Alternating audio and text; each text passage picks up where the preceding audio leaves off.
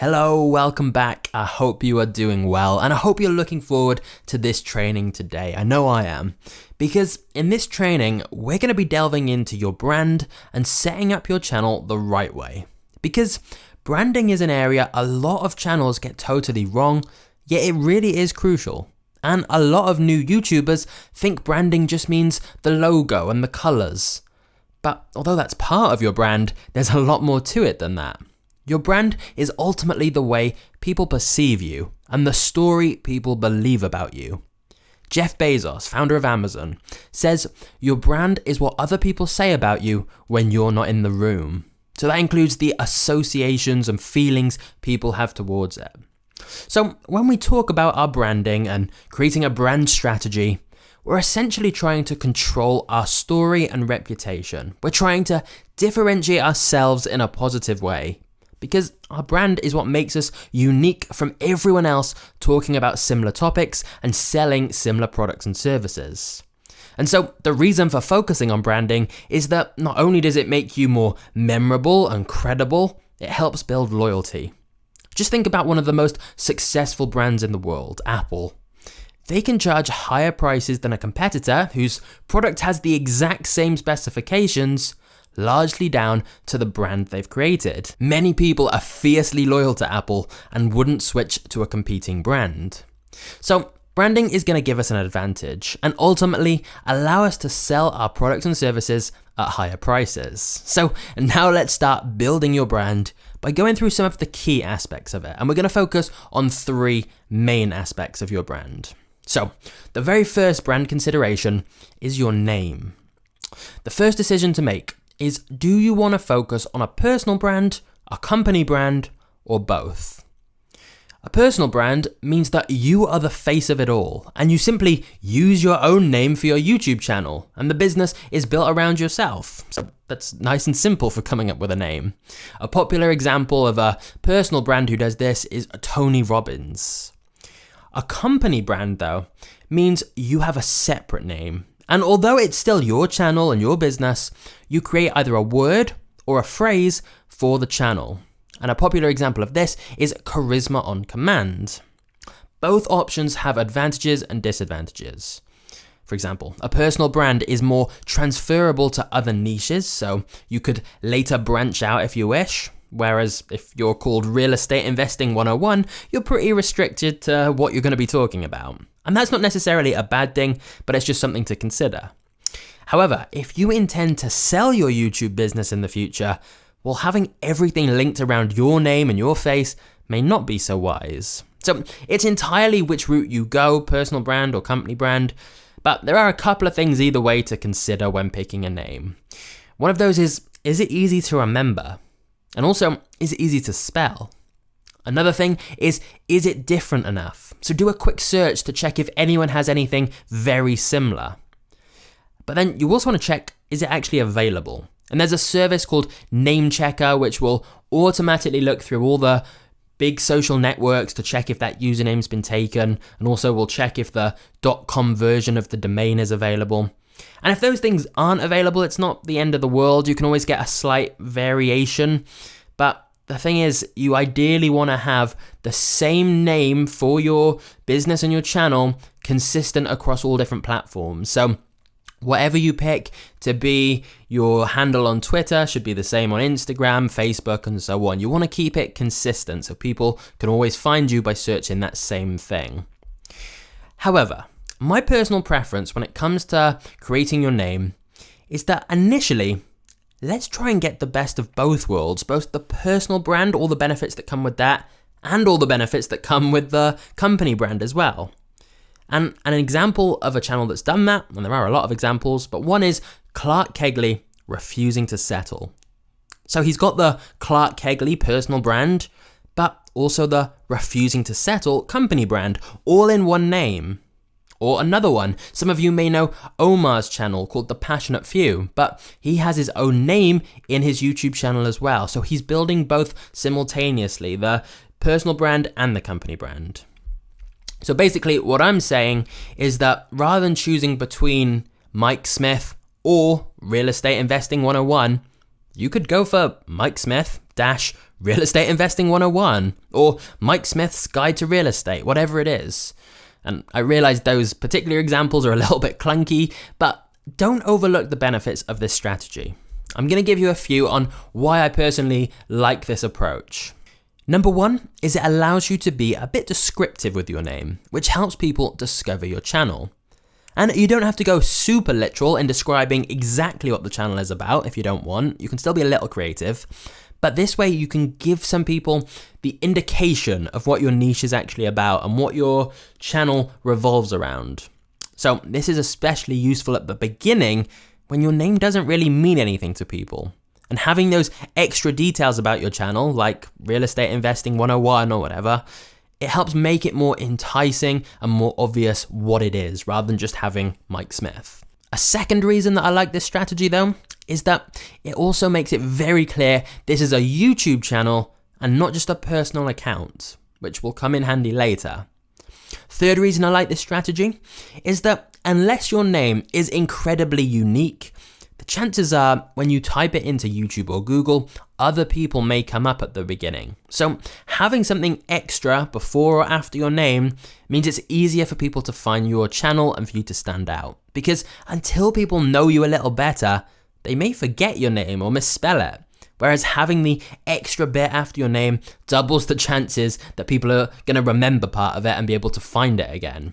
You know, even someone like Tony Robbins, when he was just first starting out, if he was making a YouTube channel and no one had ever heard of Tony Robbins, people aren't going to remember the name. It's only once they get to know him. So having this extra bit on the end would, at the beginning at least, just make it a bit more memorable and easy to discover. But there is a fourth advantage, of course, which is that you get all the advantages of having a personal brand. You know, having your own name in the channel title does help position you as the expert and help people get to know and connect with you specifically, which is all very useful when it comes to building an audience and eventually selling to them. So, although you don't have to go with this strategy of using both a personal brand name and a company brand name all in your YouTube title, I do think it can be very effective. But it's your choice. Don't feel pressured into this. This is just an idea. What I should point out though, is you're allowed to rename your channel after you've made it.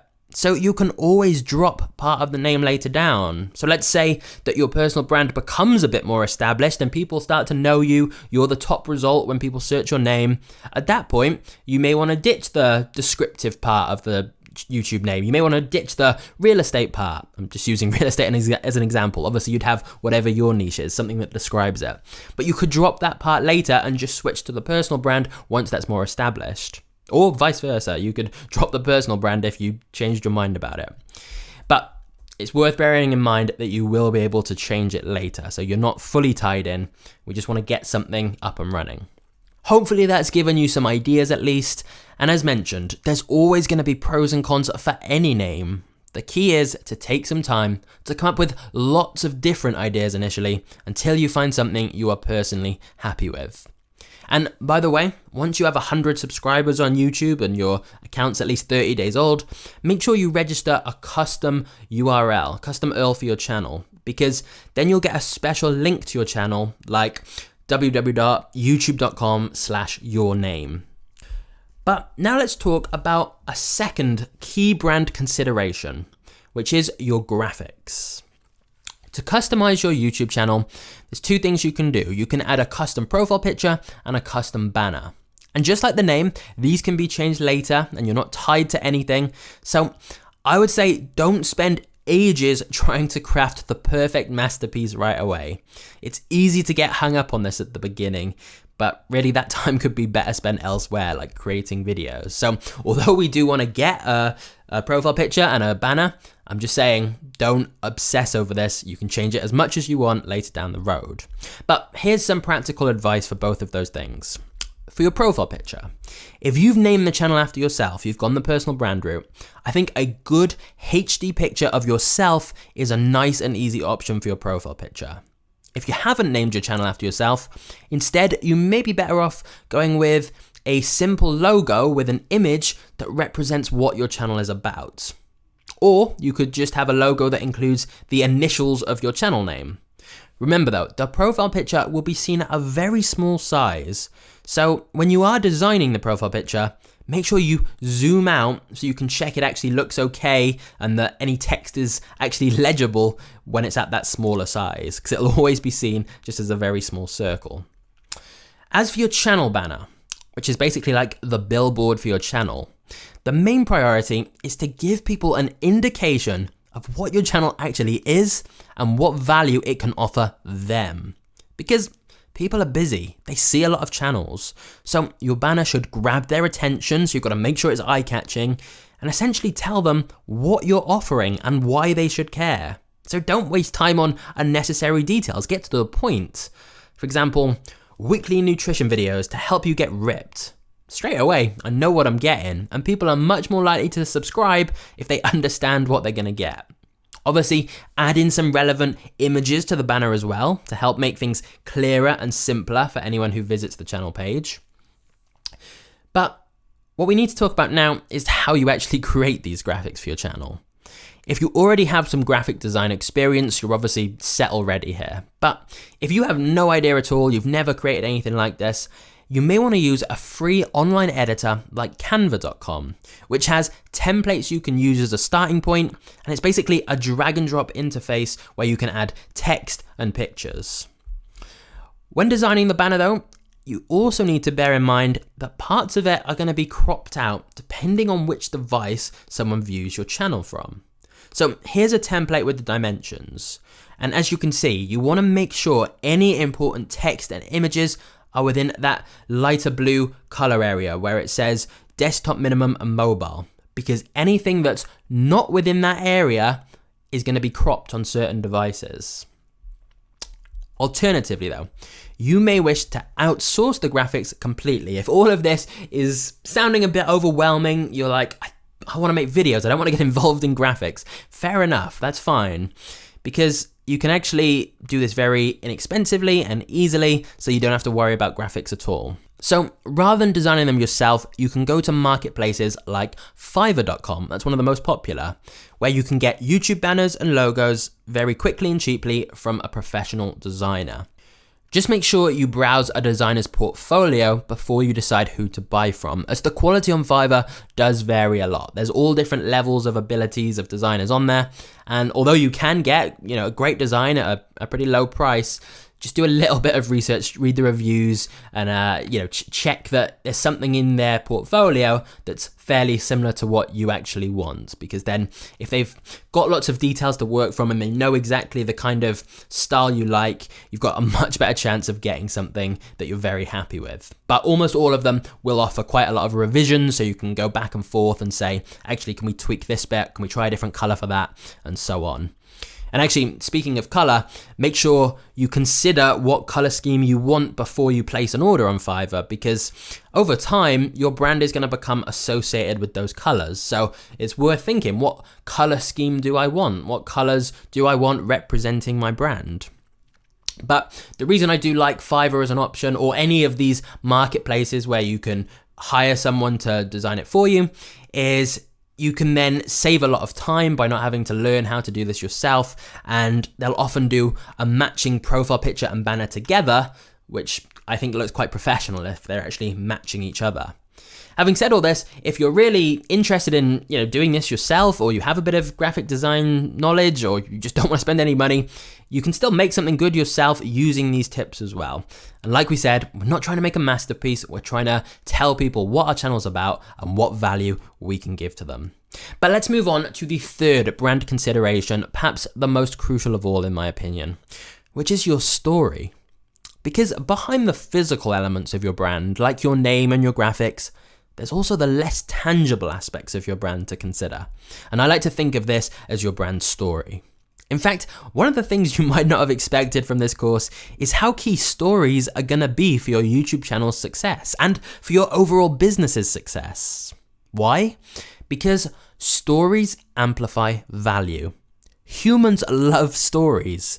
They connect us, they stick with us, they help us understand things better, and ultimately, they create emotions and drive behaviors. So, this all means that you should be using stories not only when you're creating videos, but you need to be clear as well on the overall story of your brand. Bear with me here, I know this sounds a little bit weird, but at the heart of your story is your mission statement, which is what do you do and why do you do it? You want to be able to sum this up in just 2 sentences. What value do you want to bring to the world and what's driving you to do so? But try to dig deeper than the superficial layer of just saying, oh, I want to help people. Really think about what you're doing that's different from everyone else. What's your unique selling point, your X factor compared to competitors? What's your unique story and your unique perspective? Let me give you a practical example. The YouTube channel Dad, How Do I? Recently blew up and got over 2 million subscribers in just a couple of weeks. And there are countless other channels that post extremely similar videos on like DIY and how to do jobs around the house. Probably a lot of them have better production value than this channel. So why did it go viral? Why did it just blow up like crazy? Simple answer. Someone posted the channel link with this caption. His father left him when he was 12. Now he has a YouTube channel called Dad, How Do I? To help kids who are growing up without dads, teaching them basic tasks that you'd normally ask your dad for help on. Boom. Now that's a mission statement people can connect with, empathize with, and relate to. You'll notice it's less focused on pure facts and focused more on the emotion and story elements. Because even in 2 sentences, that tells us a bit of a story, which is much more useful than just listing advantages about what your channel is. It tells us why you're doing it. In fact, you've probably already heard of Simon Sinek's Start With Why concept. It's talked about a lot. But essentially, that premise, Start With Why, is the same thing we're talking about here, of how a story, i.e. why you're doing what you're doing, makes the whole thing more powerful and people can connect with it more. If you haven't heard of this Start With Why concept, I've included a link below to a condensed 5-minute summary, as I think it's worth a watch. But as well as your 2-sentence mission statement, the heart of your story, later down the road, you can also create a whole video on your channel's full story, your origin story as such. Yes, literally like a superhero. Because although that 2-sentence mission statement instantly helps people understand what you're doing, to help people buy into what you're doing even more, we need to give them more details. You can talk about things like your core values, what led you to learn about your niche originally, the challenges you had on the way to getting where you are now with your niche, and so on.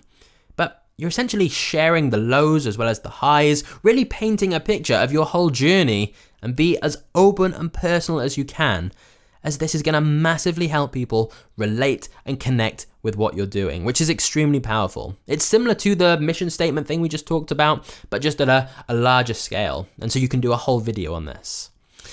But also, it further differentiates your brand and puts you in your own unique category, which is something we're always trying to do throughout this course. We don't want to just be the same as the others. So please don't overlook the power of having a story behind your brand.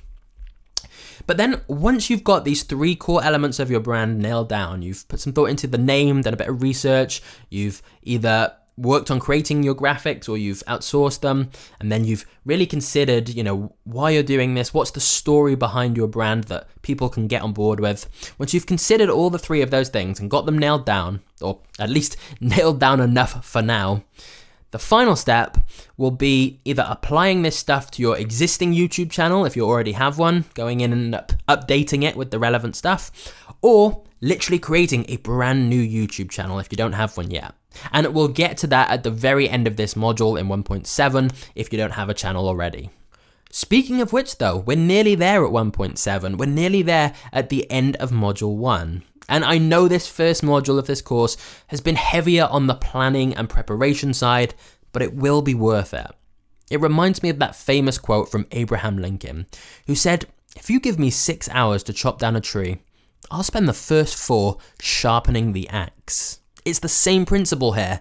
It's tempting to dive straight into creating videos, but understanding your niche, your avatar, your branding, your story, and so on, if you do that first, it's the equivalent of sharpening your axe so that you can get vastly better results once we dive into the next few modules.